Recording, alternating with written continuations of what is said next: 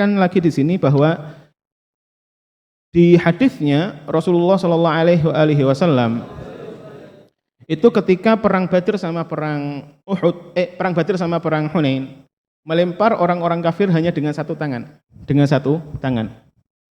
Tapi di sini kenapa kok mu'allif bilang min rahataihi, dari dua tangan beliau? Sebagian syarih bilang bahwa yang dimaksud min rahataihi bukan dengan dua tangan, bukan. Saya kemarin ngartikannya dengan dua tangan, tapi yang benar adalah dengan satu tangan tapi di dua kejadian. Makanya dibilang rahatai, dengan dua tangan.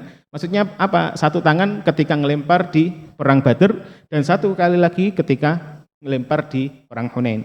Makanya di sini dibilang min rahataihi rumi, dan nanti di halaman yang bakal kita baca hari ini bi batnihima pakai dhamir tasniyah. Tasniyahnya kenapa? Karena baliknya bukan Rasulullah ngelempar dengan dua tangan, bukan. Ketika perang Hunain sama perang Badr, Rasulullah bukan ngelempar dengan dua tangan, tapi dengan satu tangan dilemparkan. Tapi di sini dipakai tasniyah karena menunjukkan bahwa dua kali terjadi. Nabdan bihi ba'da tasbihin bi batnihi ma nabdal musabbihi min ahsya'i multaqimi. Nabdan ay nabada, ngelempar sinten Kanjeng Nabi. Nabdan kelawan lemparan, bihi kelawan al-hasa. Ba'da tasbihin sa'use memujine hasa, bi batnihi ma ana ing tangan lorone Kanjeng Nabi sallallahu alaihi wasallam. Nabdal musabbihi kelawan dilempari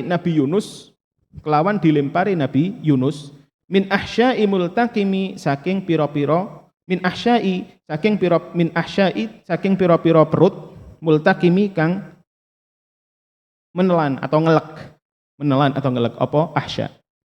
Bahwa Rasulullah melempar bebatuan kepada orang-orang kafir, setelah bebatuan tadi bertasbih di tangannya Kanjeng Nabi, dan ini adalah salah satu mukjizatnya Kanjeng Nabi yang pernah saya ceritakan sama antum, bahwa di sana ada hadis Rasulullah pernah megang batu, dan ketika Rasulullah megang batu didengarkan ada suara tasbih subhanallah subhanallah subhanallah di tangannya Kanjeng Nabi. Bukan Kanjeng Nabi yang bilang, tapi batunya yang terdengar suara, dan itu bukan hal yang aneh. Soalnya Gusti Allah bilang wa im min syai'in illa yusabbihu bihamdih. Semua makhluk yang diciptakan sama Gusti Allah itu bertasbih.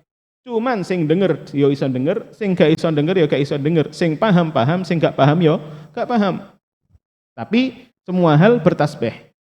Dan tasbih itu, bacaan subhanallah itu bisa didengarkan oleh semua sahabat ketika batu-batuan itu dipegang oleh Kanjeng Nabi. Setelah dipegang sama Kanjeng Nabi, batunya diberikan kepada Sayyidina Abu Bakar dan tetap bertasbih, tetap kedengaran suaranya. Batunya diberikan ke Sayyidina Umar, tetap ada suaranya. Dari Sayyidina Umar diberikan ke sahabat lain, langsung enggak kedengaran. Kenapa?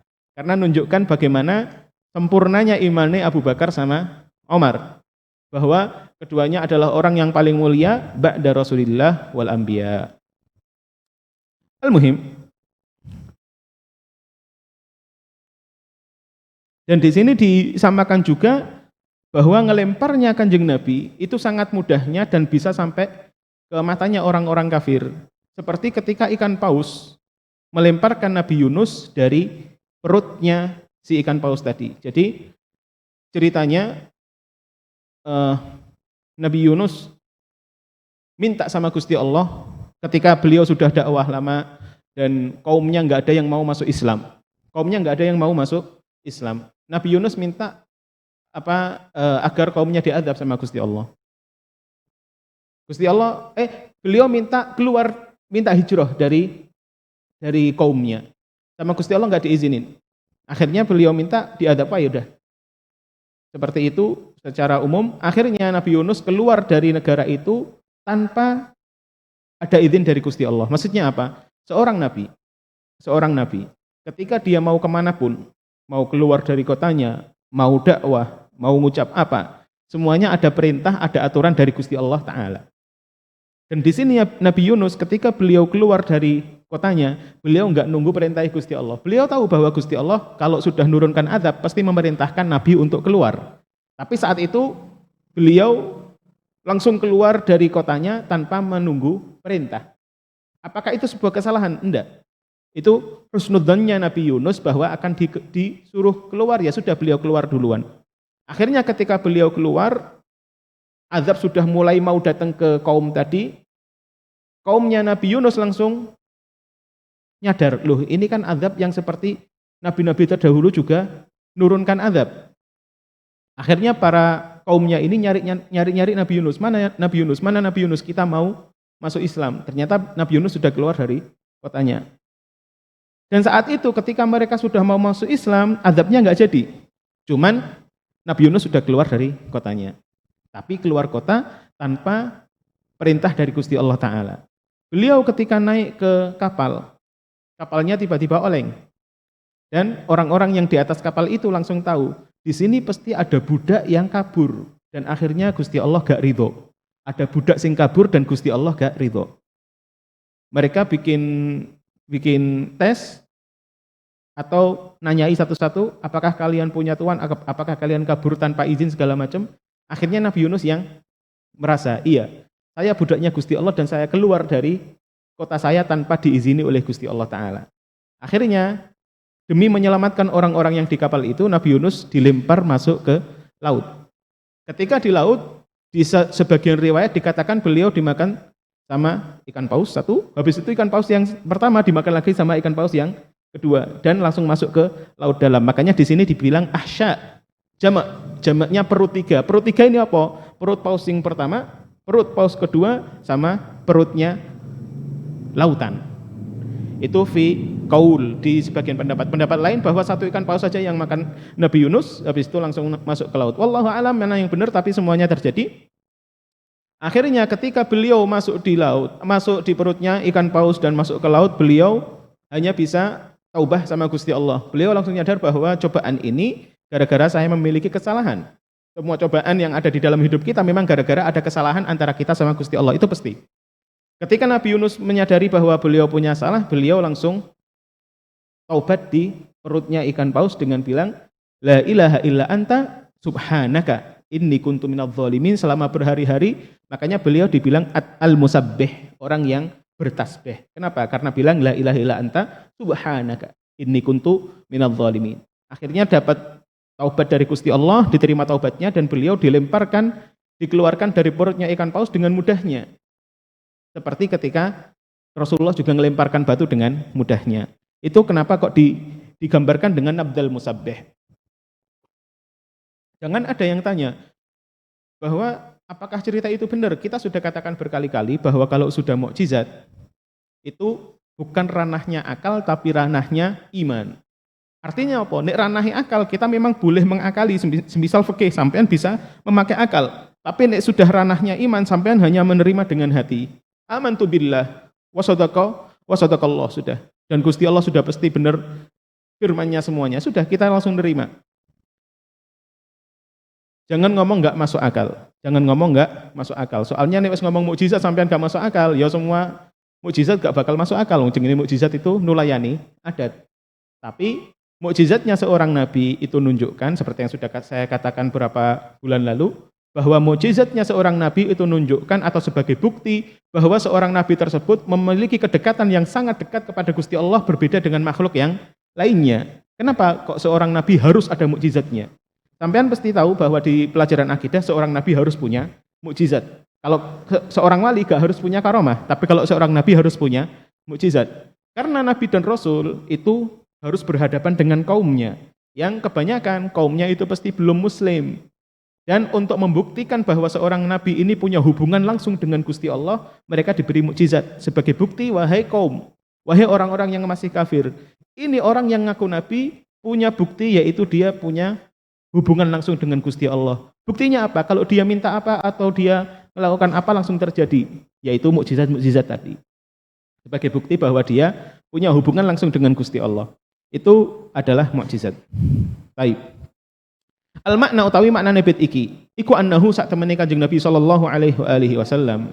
Iku nabada nglemparake sinten Kanjeng Nabi al-hasa ing bebatuan min rahataihi saking tangan lorone Kanjeng Nabi. Ba'da ma sabbahat sa'use bertasbih apa al-hasa bi batnihima ana ing jero tangane Kanjeng Nabi sallallahu alaihi wasallam.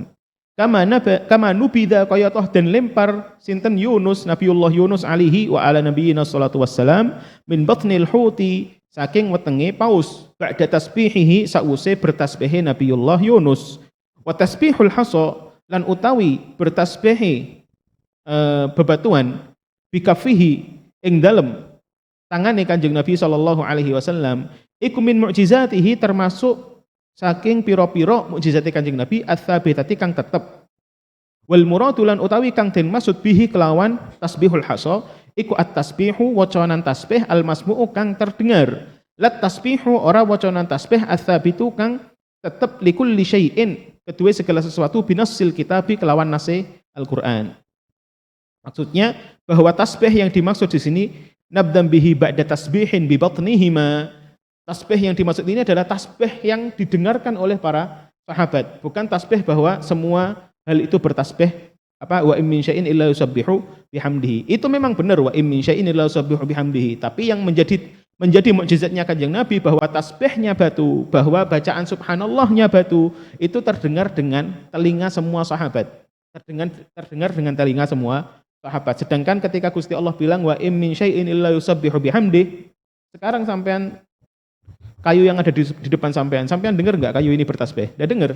Tapi dia fil haqiqah bertasbih dengan cara yang sesuai dengan kehidupannya si kayu ini. Wallahu alam dengan cara gimana? Tapi Gusti Allah bilang wa in min syai'in illa yusabbihu bihamdih. Dan di sana ulama memiliki banyak takwilan.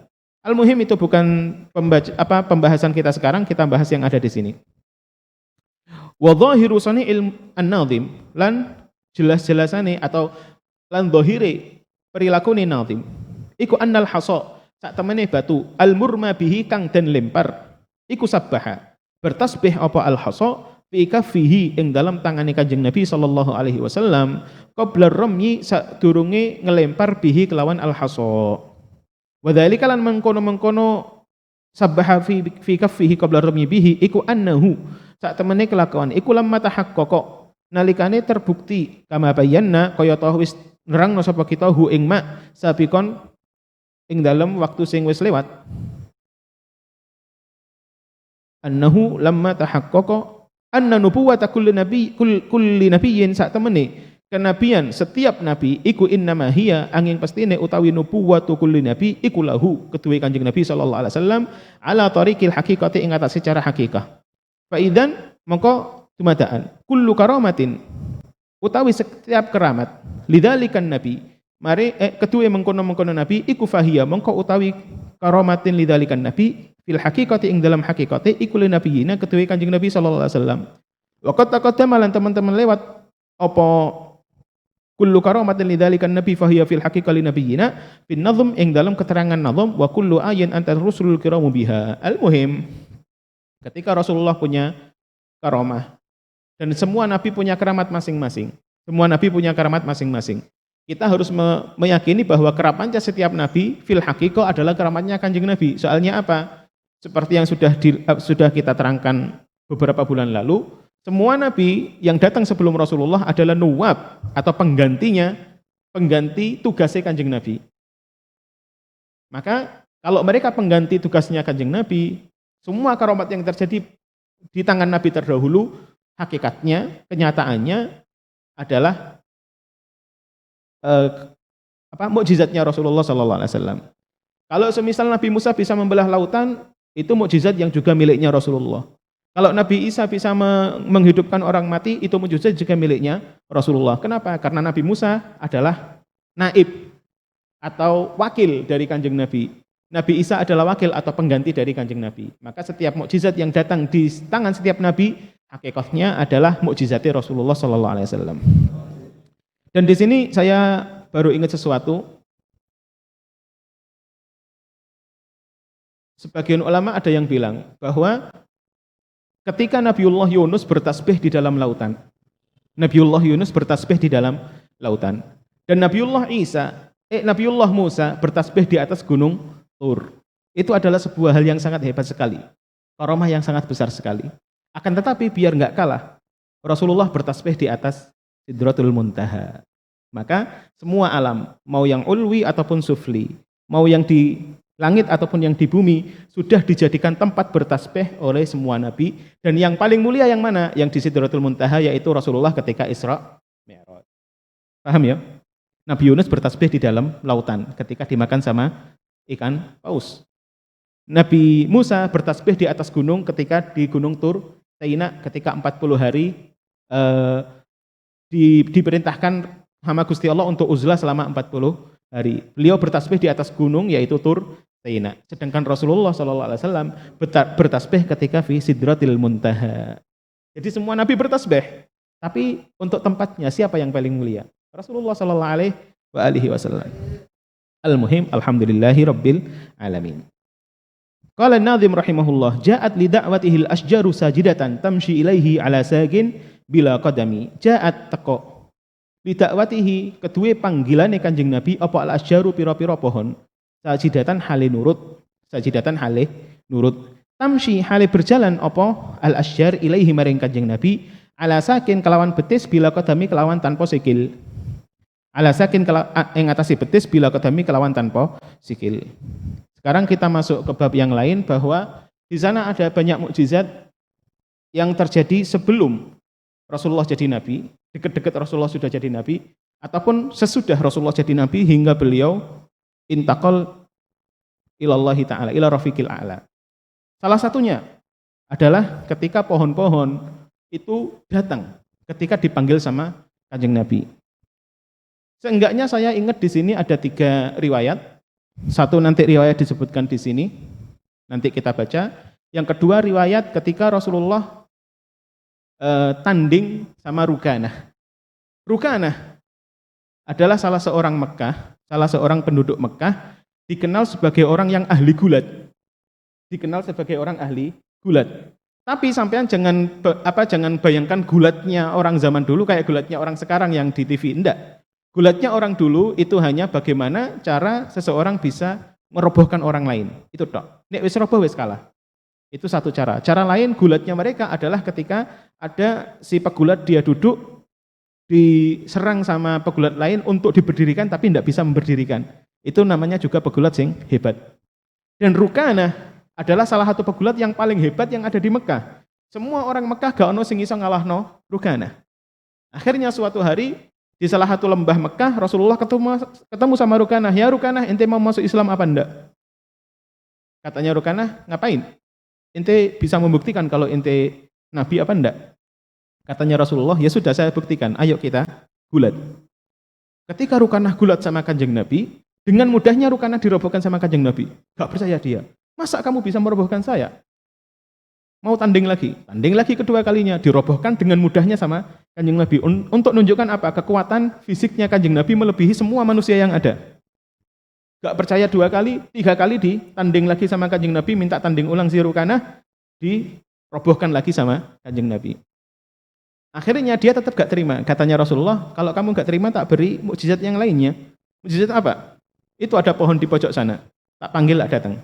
Katanya Rukanah, panggilin coba.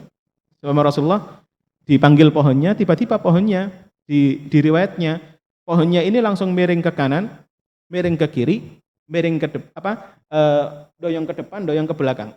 Untuk apa? Untuk ngelepas akar-akarnya. Dan ketika sudah lepas, pohonnya langsung datang ke Rasulullah dan langsung nyium kakinya Kanjeng Nabi. Dan langsung ngomong asyhadu alla ilaha illallah wa annaka Rasulullah. Hama Rasulullah, ya sudah ente balik ke sana ya pohonnya balik. Rukanah langsung kebingungan. Tapi saat itu dia nggak mau masuk Islam. Ini cerita ketika Rasulullah masih pertama kali dakwah. Rukanah nggak mau masuk Islam dan dia langsung ke Mekah dan bilang bahwa Kanjeng Nabi adalah penyihir segala macam. Tapi akhirnya Rukanah nanti masuk Islam ketika Fathu Makkah. Jadi Rukanah tetap sahabat, tapi masuk Islamnya setelah Fathu Makkah. Itu cerita pertama. Cerita kedua adalah ketika Rasulullah SAW bersama para sahabat yang lainnya lagi di dalam safar. Dan Rasulullah mau buang hajat seperti manusia biasa. Karena seorang nabi punya sifat jaiz, yaitu boleh terjadi apa yang terjadi di manusia biasa, termasuk buang air. Rasulullah saat itu mau buang air dan kebiasaannya Kanjeng Nabi dan itu yang diajarkan kepada kita, nek buang air harus ditutupi. Saat itu Rasulullah cari tempat buang air, tidak ada. Dengan para sahabat, akhirnya Rasulullah ngelihat ada pohon dua berjauhan. Sama Kanjeng Nabi, sama sahabatnya disuruh, sama Rasulullah, sahabat disuruh nunggu. Ente tunggu di sini. Rasulullah datang ke pohon yang pertama, dipegang pohonnya dan bilang, ingqadi ya syajarah, ingqadi bismillah. Nuruto dengan atas nama Gusti Allah. Nuruto dengan atas nama Gusti Allah. Ketika dipegang Rasulullah dan Rasulullah bilang gitu, pohonnya langsung gerak. Rasulullah datang ke pohon yang satunya, ya syajarah ingqadi bismillah. Nuruto dengan nama Gusti Allah.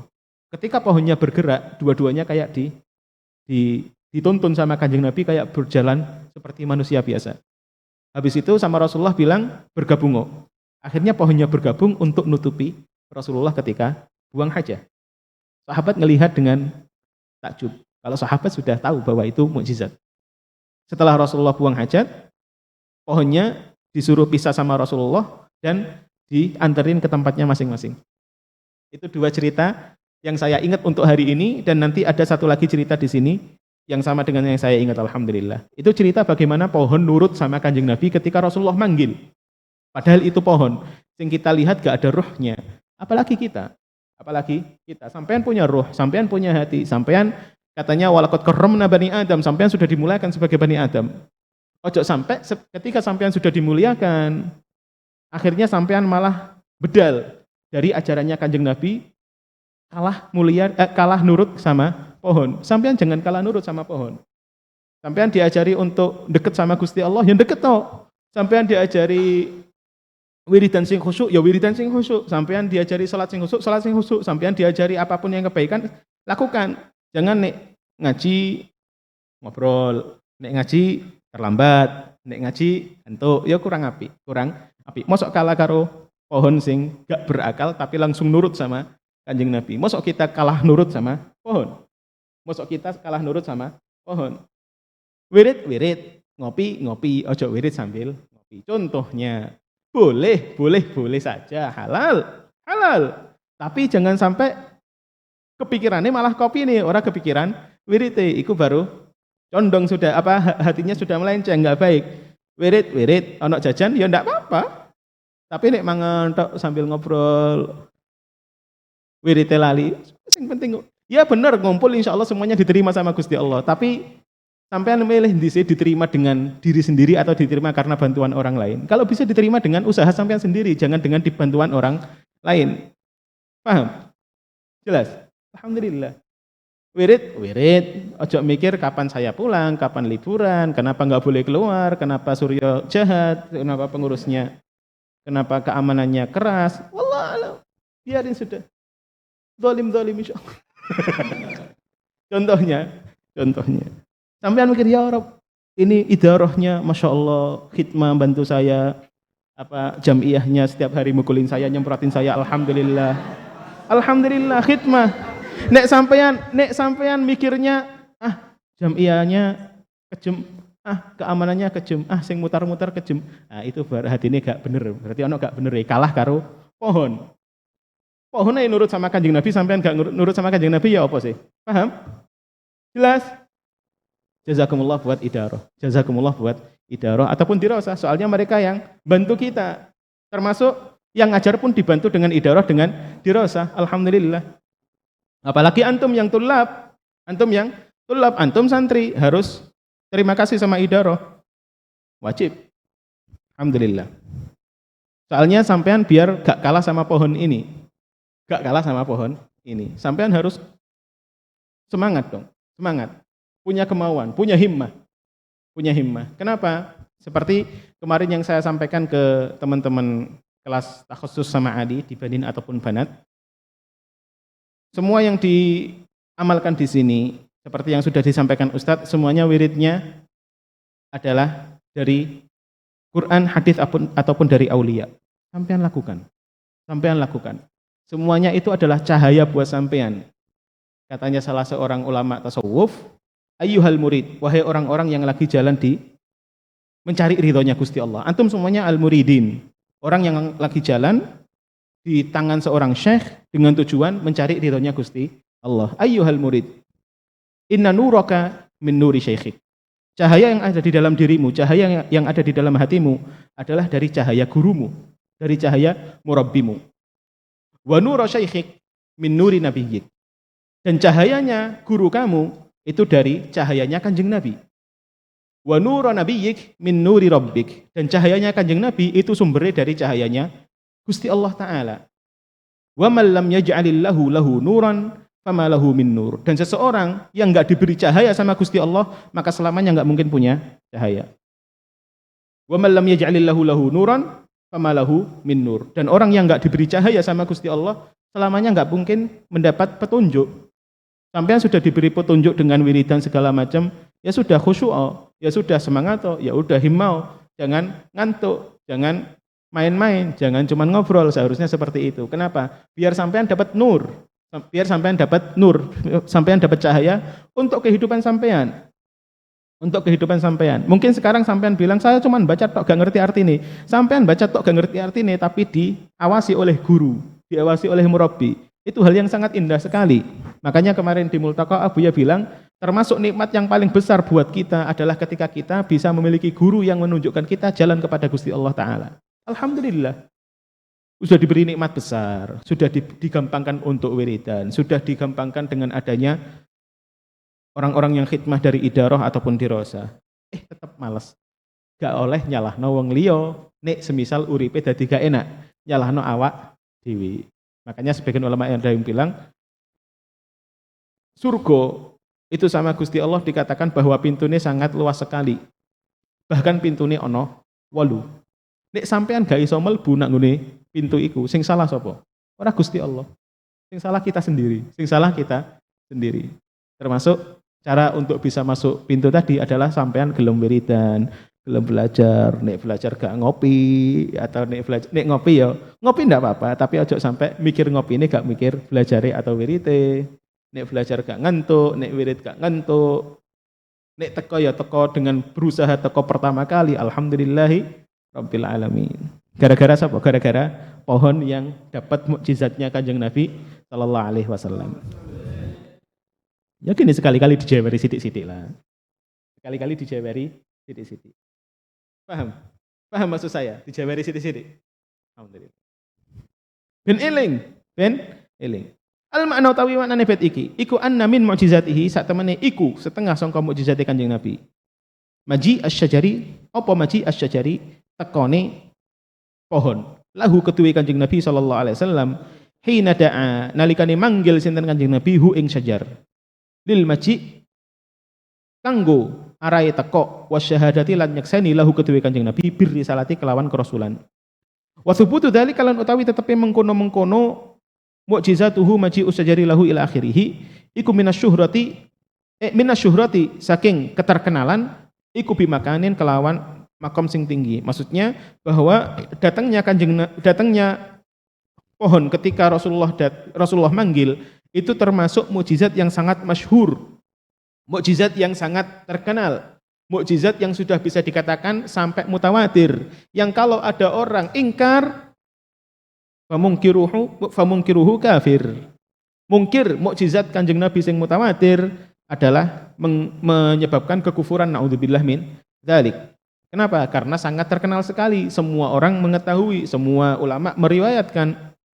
Haitsu rawa sekirane ngriwayatake hu ing anna mu'jizatahu min maji'u sajara ila akhirih sapa al-jammu sekelompok al-ghafiru kang sangat banyak minat tabi'ina saking para tabi'in an iddati sadatin saking sekelompok bendoro, sekelompok pemimpin minas sahabati saking para sahabat radhiyallahu anhum ajmain.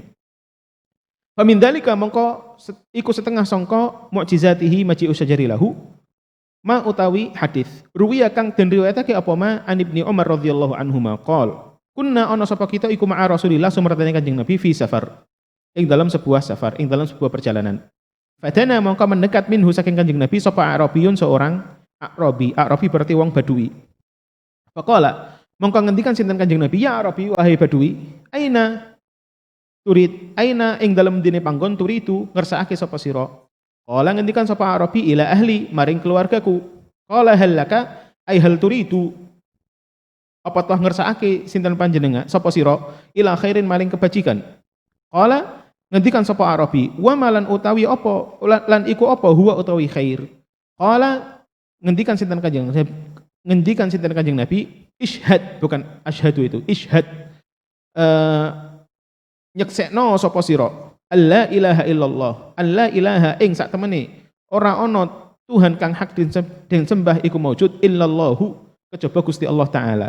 Wa anna Muhammadan lan sak temene Kanjeng Nabi Muhammad iku abduhu hambane Gusti Allah wa rasuluhu lan utusane Gusti Allah. Qala ngendikan sinten Arabi, man utawi sapa iku yashhadu nyekseni sapa man laka keduwe sira alama, keduwe panjenengan alama ing atase perkara takulu kang ngendikan sinten panjenengan. Qala ngendikan sinten Kanjeng Nabi, hadhihi syajarah ai man yashhadu, ai man utawi wong yashhadu kang nyekseni sapa man iku hadhihi syajarah, iki pohon as-samurah, hiya pohon samurah, salah satu jenis pohon. Wa hiya lan hale utawi samurah iku bisyati ilwadi ana ing pinggirane wadi. Fad'u mongko manggilo sinten panjeneng Fad'u mongko manggilo sapa sira ha ing sajarah fa innaha mongko sak temene sajarah iku tujibu bakal nurut apa sajarah ka ing sira. Kala ngendikan sinten Arabi, fata'autu mongko manggil sapa ingsun ha ing sajarah fa akbalat mongko madhep atau teko apa as-sajarah takhuddu hale membelah sapa as-sajarah al-ardha ing bumi. Hatta qamat sehingga jumeneng sapa sajarah baina yadayhi ana ing ngarepe Kanjeng Nabi sallallahu alaihi wasallam. Fastashhada mongko merintah nyeksekake sinten Kanjeng Nabi ha ing sajarah salasan kelawan telung ambalan. Fasyahidat mongko nyeksekake sapa sajarah annahu ing sak temene Kanjeng Nabi iku kama qala kaya toh sing di ngendikane Kanjeng Nabi. Tsumma raja'at nuli balik apa asyajarah ila makaniha maring panggone sajarah.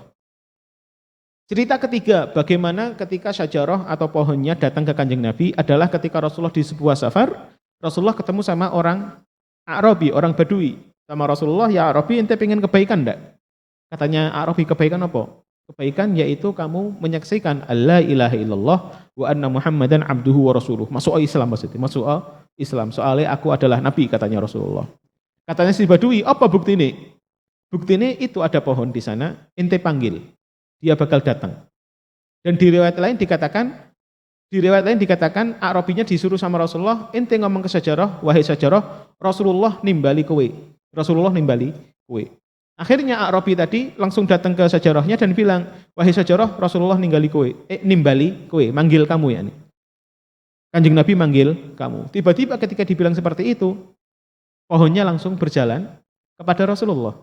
Dan ketika di depannya Rasulullah nanya, apakah kamu wahai pohon bersaksi bahwa aku adalah tiada Tuhan selain Allah dan aku adalah Rasulullah? Dan sajarahnya langsung bilang asyhadu alla ilaha illallah wa annaka Rasulullah sampai 3 kali.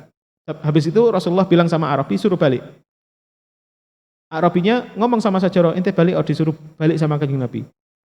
Sajarahnya atau pohonnya langsung balik. Dan seketika itu juga Arabinya langsung masuk Islam. Paham? Lagi-lagi ini adalah mukjizat, ranah iman. Dan kita katakan bahwa mukjizat ini termasuk mukjizat yang mutawatir. Kita enggak boleh ingkar. Ghaira anna jami'ar riwayat. Angin tapi ini, sak temene sekabehane riwayat iku la yatadhammanu ora mencakup apa jami'ur riwayat as-sujuda ing kisah sujud ma'al maji sumertane teko. Kama kaya keterangan huwa kang utawi ma iku dhahiru kalamin nazim, dhahiri kalamin nazim. Wa haditsu sujud lan utawi hadis sujude pohon. Wa in tsabata lamun tetep apa hadis sujud iku laisa ora ono apa hadis sujud iku laisa ora ono iku fihi ing dalam hadis sujud apa sa'yun teko wa majiun lan teko lan tegesi teko. Apa sa'yun melaku wa majiun lan teko. Wa huwa lan utawi hadis sujud iku ma hadis ruwiya kang den riwayatake apa ma an Jabir bin Abdullah radhiyallahu anhuma. Lam yakun ora ono sinten Rasulullah sallallahu alaihi wasallam iku yamurru lewat sinten Kanjeng Nabi bi hajarin kelawan batu wala syajarin lan ora pohon illa sajada kejaba sujud apa hajar wala syajar lahu ketuwe Kanjeng Nabi. Wa min thamma lan saking mengkono-mengkono keterangan hamalna ngarahake sapa kita as-sujuda ing kalimat sujud fin nadmi ing dalam nadam atas ala makna al-khudu' ing atase makna khudu' nurut. Tsumma sujudu nuli utawi sujud atsabitu kang tetep bi hadits Jabir kelawan hadits Jabir iku al-muradu kang utawi dan maksud bihi kelawan hadits kelawan sujud iku al-inkhifadhu Al-inkhifat itu merunduk. Iku al-inkhifadu merunduk. Ila ayyamassal arda, ila ayyamassa sehingga nyentuh apa sajar al-arda ing bumi. La haqiqatus sujudi ora hakikae sujud. Idla yakunu krana ora ana apa sujud iku illa minal bashar kejaba saking menungso dzil jabhati kang duweni bathuk. Wa bihadza lan kelawan iki keterangan ya harus dadi jelas. Apa Allah man'a ora ana halangan iku maujud fi mithli hadza ing dalam sepadane iki al-madzkur. Idil mukhtassu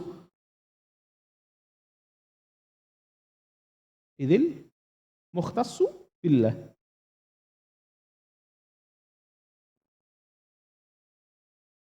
Bismillahirrahmanirrahim. Idil mukhtassu billah huwal haqiqi. Lal inkhifat ala sabilit tawadhu. Ala sabilit tawadhu.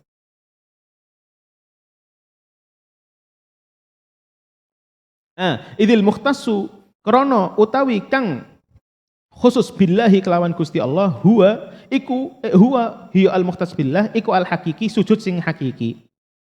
Lalin khifat ora merunduk ala sabilit tawadhu ing atase cara tawadhu. Hadza wa ma altafa qaulun nadim. Hadza gini enggak usah diartikan. Wa ma altafa lan teman-teman indah apa qaulun nazim qaule nazim ala sakin bila qadami.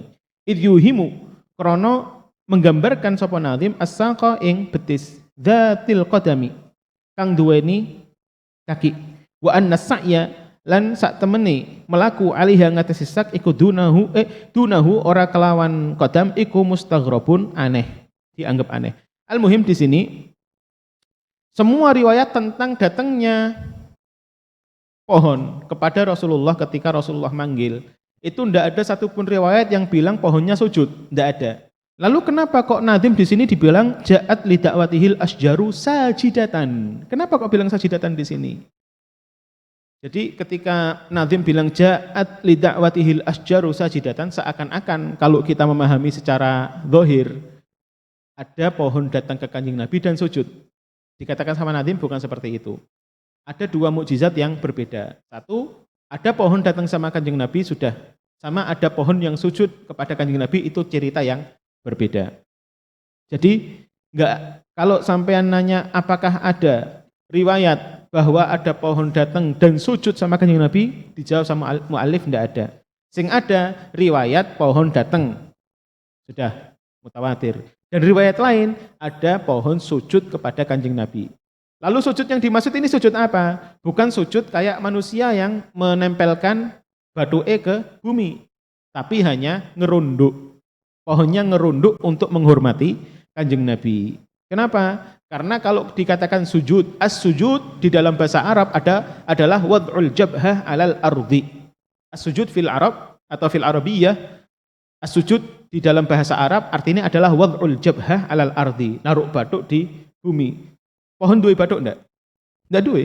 Maka ketika pohonnya dibilang sajidatan, bukan berarti dia sujud kayak manusia soalnya enggak duwe bathuk. Artinya apa? Sajidatan di sini pohonnya cuman ngerunduk untuk menghormati Kanjeng Nabi sallallahu alaihi wasallam. Jelas? Jelas? Alhamdulillah. Ini gak jelas sembuh. Ini gak jelas? Berarti ono ngantuk sithik.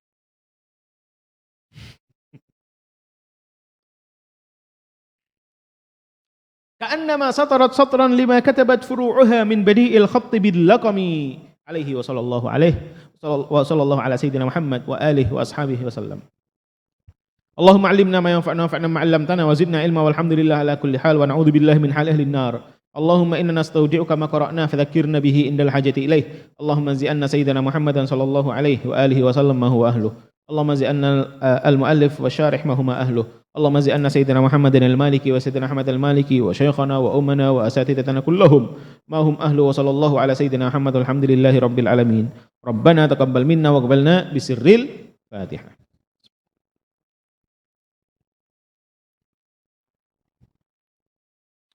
ربي زدني علما ووسع في رزقي وبارك لي فيما رزقتني واجعلني محبوبا في قلوب عبادك وعزيزا في عيونهم واجعلني وجيها في الدنيا والآخرة ومن المقربين يا كثير النوال يا حسن الفعال يا قائما بلا زوال يا مبدئا بلا مثال فلك الحمد والمنة والشرف على كل حال وصلى الله على سيدنا محمد وعلى آله وصحبه وسلم والحمد لله رب العالمين. اللهم علمنا ما ينفعنا وانفعنا بما علمتنا وزدنا علما والحمد لله على كل حال ونعوذ بالله من حال أهل النار. مولاي صل وسلم دائما أبدا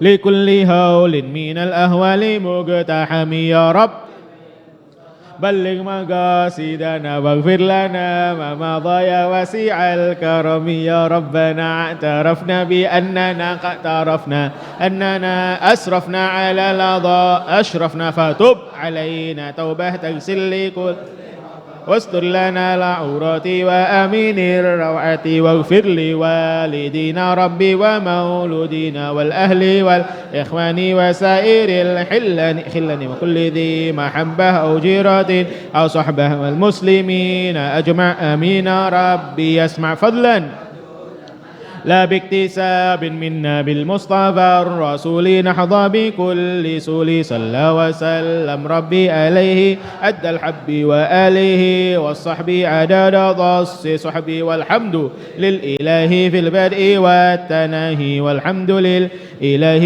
في البدء والتناهي. Sebelum saya tutup doa yang barusan seharusnya hafal dan paham artinya juga seharusnya. Kalau gak paham artinya yang penting ucapkan dengan benar. Soalnya beberapa kali saya dengar teman-teman ada yang salah ngucap. Ya Rabbana tarafna pakai ain. Ya Rabb saya mengaku.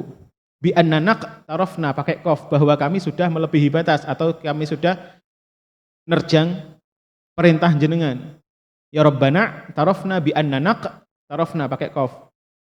Wa annana asrafna pakai sin biasa. Wa annana asrafna bahwa kami sudah melebihi batas. Ala ladha asyrafna bahwa kita sudah mendekati neraka. Asyrafna pakai shin. Yang pertama sin biasa, yang kedua shin.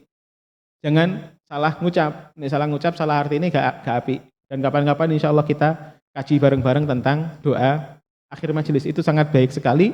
Dan jangan sampean jangan nggak tahu artinya. Kalau lebih baik tahu artinya. Atau kalau nggak tahu artinya pun nggak apa-apa. Tapi yang penting ketika moco ojo sambil dolenan. Ojo sambil alhamdulillah wis mari. Bukan sambil alhamdulillah wis mari. Tapi sambil ya Rob, semoga ilmu yang baru saya dengar semuanya bisa mancep di hati saya. Bukan alhamdulillah wis mari. Nek alhamdulillah wis mari berarti berarti ngajine gak ikhlas soalnya nek mari seneng berarti melu hawa nafsu. Naudzubillah min dzalik. Paham? Fakih Hanafi insyaallah 10 menit lagi. Subhanakallahumma wa bihamdik asyhadu an la ilaha illa anta astaghfiruka wa atubu ilaik. Assalamualaikum warahmatullahi wabarakatuh.